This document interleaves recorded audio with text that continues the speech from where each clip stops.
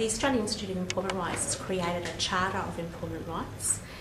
This was used in the lead up to the federal election as an independent sort of framework of rights that should exist in all workplaces.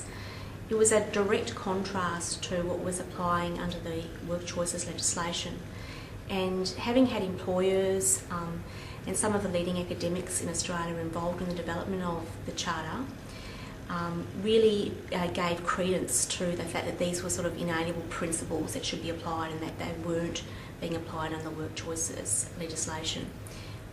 We were able to go out and speak to the community then about how they felt about those rights and involve them in helping to develop those rights.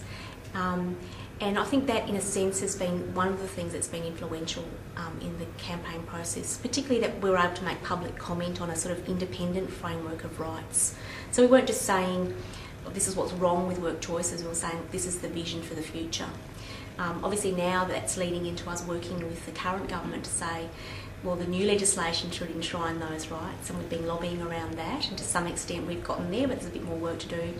And it also then means applying this, it's saying, well, now we need to work on the cultural change that needs to happen in workplaces, because we've had a conservative adversarial culture created by the past legislation.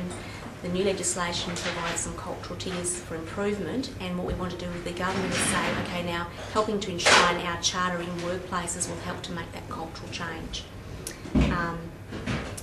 And I think, in relation to the campaign that the ACTU ran around the work choices, which was a brilliant campaign and really cut into those key questions about what rights should exist and what's fair in the workplace.